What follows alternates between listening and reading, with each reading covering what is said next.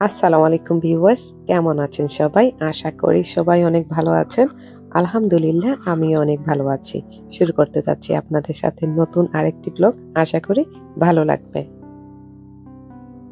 আমার ছোট বোনের হাজবেন্ড বেশ কয়েকদিন হলো ডাইভিং পাস করেছেন।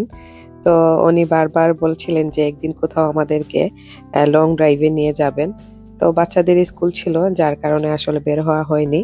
আর আজকে মাশাআল্লাহ দেখতে পাচ্ছেন বাইরের দিকে ওয়েদারটা খুবই সুন্দর। তো এরকম ওয়েদারে আমরা প্ল্যান করে নিলাম যে সবাই মিলে আজকে কোথাও ঘুরতে যাব। তো আসলে বাচ্চাদেরকে নিয়ে বের হতে বেরোতে প্রায় দুপুর ২টার মতো হয়ে গেছে। এই ব্লগটা বেশ কয়েকদিন আগে অক্টোবরের শেষের দিকে। আর তখন ইংল্যান্ডে মোটামুটি ঠান্ডা পড়ে গেছে। তো আজকের ওয়েদারে দেখেছি যখন রোদ, তো আমরা সবাই পাশে আমাদের ঘরের পাশে যে সি বিচটা ছিল সেটায় চলে এসেছি। একটু বাচ্চাদেরকে নিয়ে ঘোরাফেরা করব কিছুটা সময় এখানে কাটাবো বাচ্চাদেরকে নিয়ে। আর আমার বিশেষ করে বেশ কয়েকদিন শরীরটা খুবই খারাপ ছিল। তো চিন্তা করলাম যে সমুদ্রের পাশে গেলে মনে হয় ভালো লাগবে। তো চলে এসেছি। এই তো এত সুন্দর এই সি বিচটা, এর আগে আমার অবশ্য এখানে আসা হয়নি। আমার বোন আর ওর হাজবেন্ড বেশ কয়েকবার এখানে এসেছেন।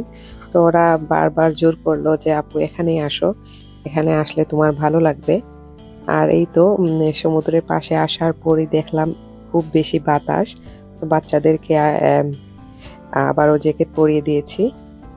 আর আমরা চিন্তা করেছিলাম যে পানিতে একটু নামবো, কিন্তু বেশ বাতাস ছিল। আর পানিটাও দেখছিলাম যে একেবারে ময়লার মতো বা ঘোলা।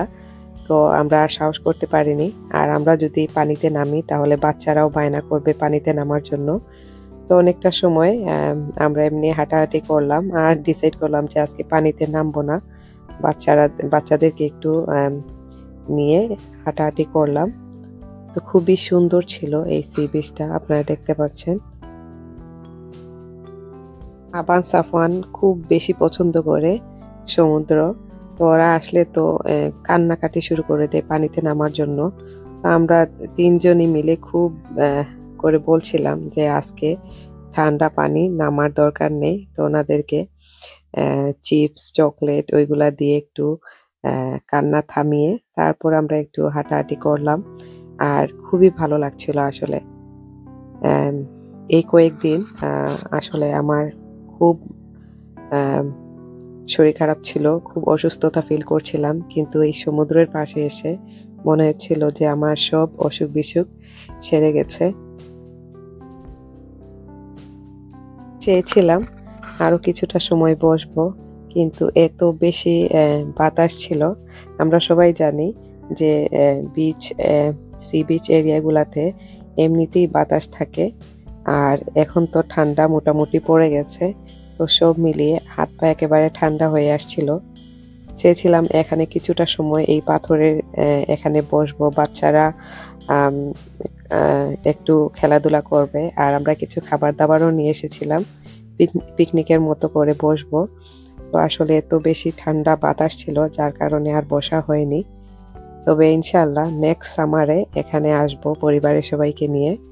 একসাথে সবাই আসলে এমনিতেই যে কোনো জায়গায় গেলে ভালো লাগে। আর আজকে যেহেতু বাচ্চাদেরকে শুধু নিয়ে এসেছি আর হুট করে প্ল্যান হয়েছে, তাই আসলে অনেককে রেখে এসেছি, বিশেষ করে আয়ানকে খুব মিস করছিলাম। তো এই যে আমরা এখন চলে যাচ্ছি উপরের দিকে।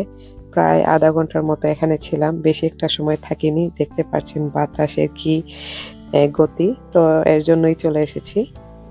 তো উপরের ভিউটা আরো অনেক বেশি সুন্দর ছিল। পাহাড়ের নিচে সমুদ্র, আর সমুদ্রটা লেগে আছে নীল আসমানের সাথে।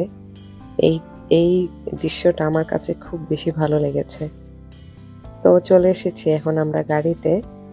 যেহেতু বলেছিলাম কিছু খাবার দাবার নিয়ে এসেছিলাম, তো সেগুলো আসলে বসে খাওয়ার মতো তেমন পরিস্থিতি ছিল না বা আবহাওয়া ছিল না।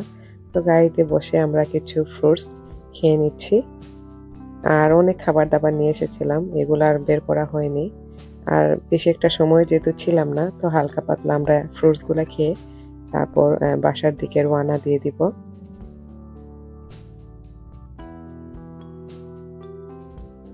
যাওয়ার সময় জায়দা একটা কেক নিয়ে গেছে ইনজামামের জন্য, যেহেতু উনি ড্রাইভিং পাস করার পর কোনো সেলিব্রেট করা হয়নি, তো একটা কেক নিয়ে গেছে। আর এই তো বাচ্চাদেরকে নিয়ে সবাই এখন খেয়ে নিচ্ছি।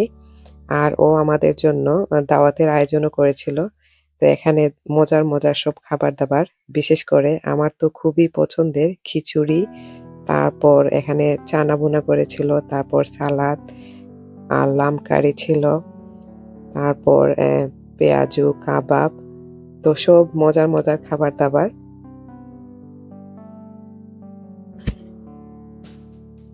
ঠান্ডা ঠান্ডা ওয়েদারে কিন্তু খিচুড়ি আর চানা আর পেঁয়াজু হলে কিন্তু দারুণ জমে।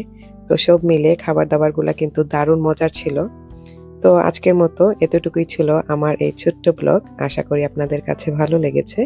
আমার ব্লগগুলো যদি আপনাদের কাছে ভালো লেগে থাকে তাহলে অবশ্যই কমেন্টস করবেন।